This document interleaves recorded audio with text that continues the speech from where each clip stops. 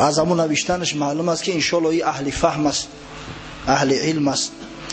خب میگوید بینندگان فیلم حضرت یوسف علیه السلام در یک شبهه افتیدند که چرا آنها 5 وقت نماز نمیخوانند. برخی کژفهمان میگویند نماز هم ضروری نبوده است. نعوذ بالله. فیلم حضرت ابراهیم علیه السلام، موسی علیه السلام، عیسی علیه السلام و دیگران را دیدیم آنها 5 وقت نماز نمیگذارند. میشد است کو اولا انشاءالله من گمان میکنم که این جهلا، این کسایی که استخانه میگویند اهل مسجد ما نیستند. شاید که اصلا اهل مسجد نباشند، زیرا کسایی که اهل مسجد هستند، کسایی که از حکم نماز با خبر هستند، هرگز این سخن بی معنی را نمیگویند. نعوذ بالله هر کسی همین را دانسته گوید کافر می شود، از اسلام خارج می شود.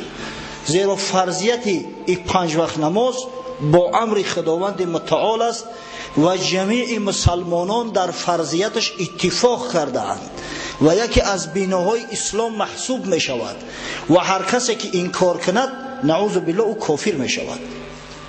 خب اما او کسایی که از حکمت و فلسفه شریعت ها بخبر هستند، از دین خدا بخبر هستند، گمان میکنند که مادام که ابراهیم علیه السلام پیغمبر خدا بود، موسی علیه السلام پیغمبر خدا بود، حضرت یوسف علیه السلام پیغمبر خدا بود، پس هر چیزی که در زمانهای همونا بود بر ما واجب است بس. اما چنین نیست. خداوند این سفسطه ها را در قرآن عظیم شان از سر ما و شما دور کرده است. خداوند وقتی که وصف پیغمبران خویش را میکند با آنها مراجعت میکند که لکل جعلنا منکم شرعة و منهاجا. ای مسلمانان، برای هر یک از شما ما یک شریعت و یک راه عبادت، یک برنامه عمل درست کرده ایم. لکل جعلنا منکم شرعة و منهاجا. شما در یک شریعت نیستید، شریعت های شما مختلف است. ولو شاء الله لجعلکم امة واحده. اگر خدا میخواست همه شما را یک امت واحد میکرد، همه شما را صاحب یک شریعت میکرد، صاحب یک دین میکرد از ابتدا تا انتها.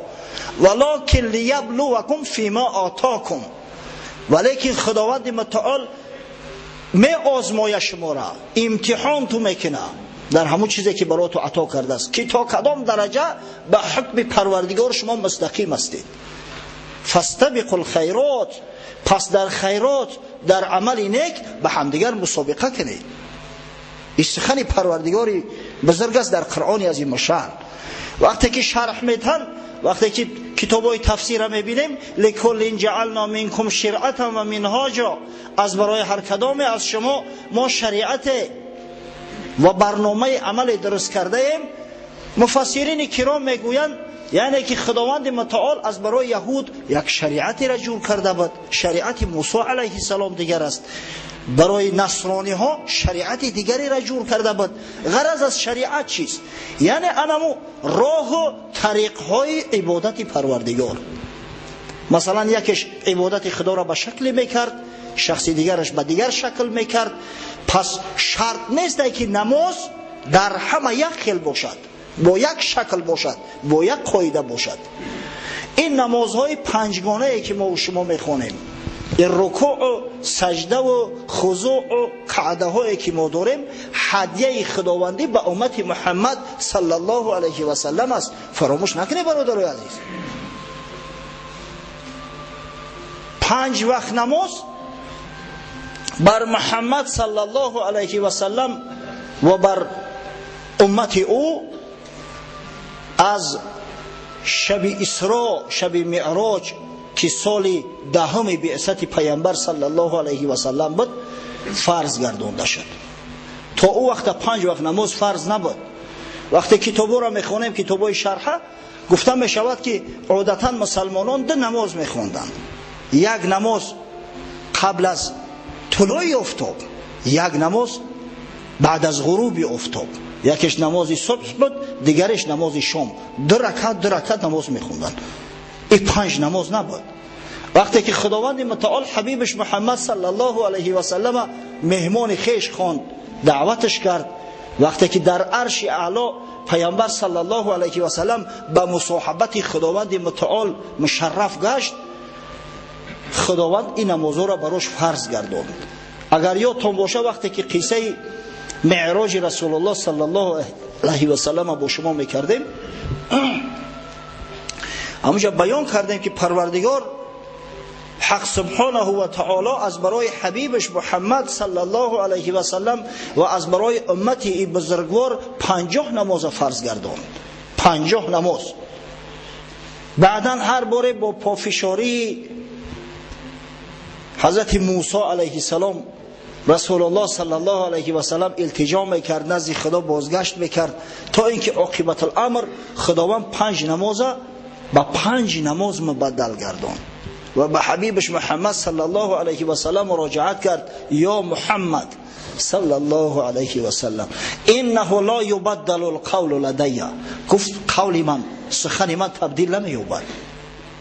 و ان لک بهذه الخمس 50، از این خاطر بر تو اگر چنده که 50 نماز 5 نماز گرداندم، در عوض 5 نماز ثواب 50 نماز عطا میکنم.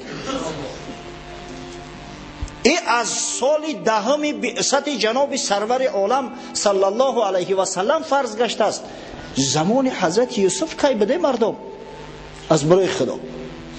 لکل جعلنا منکم شرعة و منهاجا. خداوند برای حضرت یوسف یک شریعتی دیگری را داده بود.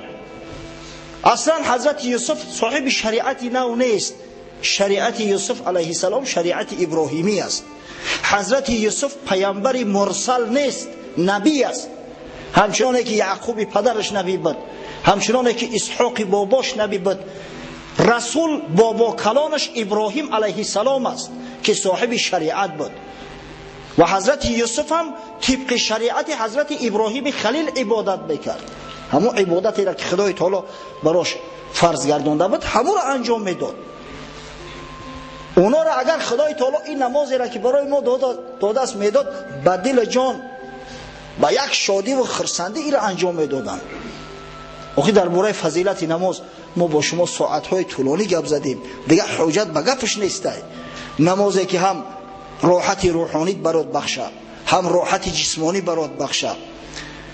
کدام روز در تلویزیون دیدم در کارخانه های دولتی مؤسسه ها در روسیه فیزاریت که یک دقیقه فیزاریت که هم جدا کرده بودن، از سر کامپیوتر میخزونن مردم در بانک، بعد همو 5-10 دقیقه فیزاریت که میکنن. همو فیزاریت که نماز است. نماز اگر او فیزاریت که آدم مانده کند، نماز برعکس هم به تن جانت قوت میبخشه، هم روحت بالیده میگردد که من فرمان خدا را اجرا کردم، فریضه الهی را انجام دادم، هم اجر و ثواب در مقابلش میگیری. از همین خاطر در مسئله های احکام شریعت ها را به هم دیگر آمیخته نکنید. در یک چیز پیامبرها همش یکن. سخن خداوند متعال که در قرآن فرمود: اعوذ بالله من الشیطان الرجیم ان دین عند الله الاسلام، بدرستی که دین برحق نزد خدا فقط و فقط اسلام است. همین را بعضی ها نمیفهمند، پس میگن که در زمان آدم علیه السلام چی بود؟ اسلام نبود کو. در زمان ابراهیم علیه السلام شریعت دیگر بود کو. براشون میفهمونیم که اسلام دو معنی دارد، معنی عام و معنی خاص. اگر به معنی عام گیریم، اسلام دین وحدانیت است، یکتا پرستی است، خدا را یک و یگانه دانستن است. دین آدم علیه السلام تا خاتم علیه و علیه السلام است. اما اگر به معنی خاصش اسلام بگیریم، همچه شریعت اگر بگیریم باش، در اون صورت این شریعت خاصی محمد صلی الله علیه و سلم و پیروان معتقدان او است. اینجا وقتی که خدای تعالی میگه که بدرستی دینی برحق نزد خدا فقط و فقط اسلام است، غرض انم یکتا پرستی را در نظر دارد. در عقیده پیامبران اختلاف ندارند، همشو خدا یکتا را عبادت میکنند، مردم به سوی خداوند یکتا دعوت میکنند، همه پیغمبران را بر حق میدانند، همه کتابها را بر حق میشناسند. در اینجا اختلاف نیست. در حدیثی که امام بخاری روایت میکند از پیامبر صلی الله علیه و سلم اومده است، حضرت رسول الله گفت نحن معشر الانبیاء اخوة لعلات، ما گروه پیغمبرا برادری علات هستیم، یعنی برادری که مادراشو جدا جدا هست و پدرشو یک است. امهاتنا شتا و دیننا واحد، یعنی که مادرامو گوناگون از هر کدوم مادر داریم پدر داریم، اما دین یگانه است، دین موحدی است، دین یکتاپرستی است. اما وقتی که صحبت در موضوع شریعت می رود، عبادت خدا را چی باید کنیم، در اینجا البته که بین اختلاف ها هست. مثلا در شریعت ابراهیم علیه السلام نکاح بین اپا و خواهر با یک مرد درست بود. حضرت یعقوب علیه السلام ابو ببینید دو دختری تقوش بزنی کرد. شما فیلم هم که تماشای کردگی که با فکرم نامی همون زناش هم میدونه. دو خواهر با یک نکاح گرفتن درست بود، اما در شریعت محمد صلی الله حتی در شریعت موسی علیه السلام علیه منع شد. از زمان موسی علیه السلام نکاح اختیین، نکاح دو خواهر با یک مرد منع شد. در همین منطقه 65 میکرورایون یک برادری نمازخوان، اهل مسجد، اهل جمعه، دو خواهر با یک نکاح گرفته بود است.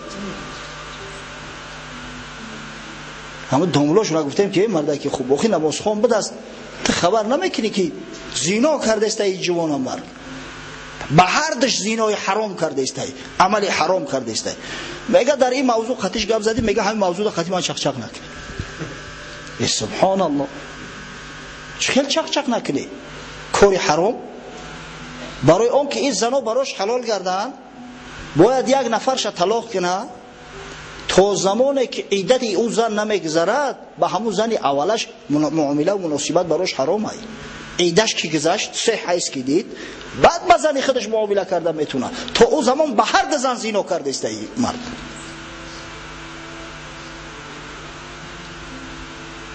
با فکرم صاحب دنیا های پول استراب میته همون ملهورا دیگه که میروان همون در دستشو سخت غوث میچسبونه و میگه در این موضوع چق نکنه، دیگه خب میکنن. ای خدا بترسه، پگه در پیش خدا مسئول است، جواب میگه من رأى منکم منکرا فلیغیره بیده. پیغمبر خدا صلی الله علیه و سلم تاکید کرد هر کسی از شما امری منکری را دید، اگر قدرت دارد امکانیت دارد با دست باید اصلاحش کند. فإن لم يستطع فبلسانه، اگر با دست نمیتونه با زبان باید اصلاحش کند. فإن لم يستطع فبقلبه، اگر غیرتی با زبان حتی گفته ندارد باید با قلبش همون را مذمت کند، یعنی که خونش نرود، خطش همنشینی نکند. اما ببینه در شریعت ما حرام است. مگر کسی میتونه دعوا کنه که حضرت یعقوب علیه السلام اپا و خواهر گرفته بود کو، پس چرا برای ما ممکن نبود است؟ آخه شریعت حضرت ابراهیم دیگر بود، شریعت ما دیگر است. در شریعت موسی علیه السلام شما ببینید خوردن روغن حیوان، روغنی که از حیوان گرفته میشه حرام است. گوشت شتر حرام است، نمیخورن. اگر به شرطی که در لباسشون نجاست افتاد او را میگن به شستن دیگه پاک نمیشود، البته او را میبرن در همون جایی که نجاست غلطیده است، او را قطع میکنن میبرن میپرتوین. اما در شریعت ما الحمدلله این چیز نیست. یک چیز برای تو بگم، وقتی که شریعت بعدی می آید، حکمهای شریعت اول که با شریعت بعدی اختلاف دارن منسوخ میگردن، بیکار میشوند. دیگر اگر کسی با اون شریعت پیشینه عمل کرد که در فلان شریعت بود، گناهکار میشود. ممکن نیست. تصور کنه که کانستیتوسیون ها زیاد عوض میشوند. به همین عمر اندک خودمون ما چندین بار دیدیم که کانستیتوسیون عوض شدن. یک شخص بگه که کانستیتوسیون سال 70 ده فلان کار بود، من موافق همون کانستیتوسیون عمل میکنم، آیا گپش پذیرفته میشود؟ هرگز نه. بر همه واجب است که موافق کانستیتوسیون نو قبول شده عمل کنند. حکم همی است. علم شریعت ها هم همه حکم دارند برای همه.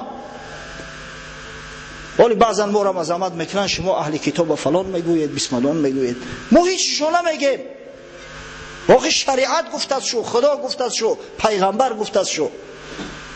وقتی که شریعت نو آمد بر اونا واجب است که موافق شریعت نو عمل کنند. حالی متاسفانه بعضی زیایا بعد صدای دحول بلند میکنند، طبل زنی در میدرویند، ملاها اهل کتاب حکم به کفر میکنند. سبحان الله، اونا خودشون حکم به کفر میکنند، ما نه. شخصی که یک کتاب خدا را انکار کند کافر میشود. اما یک کتاب خدا را اگر انکار کرد کافر میشود. آخه ما اونا را مجبور نکردیم که قرآن را انکار کنند. ما یهودی ها را مجبور نکردیم که انجیل را انکار کنند. انکار کردن کافر شدن. شخصی که یک پیغمبر خدا را اگر انکار کند کافر می شود. همین مسلمان های ما اگر یک پیغمبر خدا را نعوذ بالله انکار کنند کافر می شود. ما اونا را مجبور نکردیم که شما مثلا محمد صلی الله علیه و سلم قبول نداشته باشید. ما یهودی ها را نگفتیم که شما عیسی علیه السلام قبول نداشته باشید همچه پیغمبر. مادام که قبول نمیکنن حکم کفر برای خودشون خارج کرده است. یعنی پس وقتی که شریعت محمد صلی الله علیه و سلم در عالم منتشر شد، بر همه واجب گشت متابعت شریعت رسول الله صلی الله علیه و سلم. کسی حقوق ندارد ادعا کند که ما با شریعت پیشین عمل میکنیم. نعوذ بالله، خیلی گپ نیست. در حدیث اومده است، امام مسلم روایت میکند، رسول الله صلی الله علیه و سلم سوگند یاد کرد، والذی نفس محمد بیده، قسم به خدایی که جان محمد در قبضه قدرت اوست، لا یسمع بی احد من هذه الامه یهودی ولا نصرانی ثم لا یؤمن بالذی ارسلت به الا ادخل النار او الا کان من اصحاب النار. قسم به خدا گفت پیغمبر صلی الله علیه و سلم، هر کسی که از من با خبر می شود، از دین من آگاه می گردد، بعداً با شریعتی که خداوند بر من ارسال کرده است، بر قرآنی که خداوند بر من نازل کرده است ایمان نمی آورد، این شخص از اهل دوزخ است. نه دین نصرانیش کمکش میکند نه دین یهودی. پس در پاسخ او برادرایی که ادعا میکنن که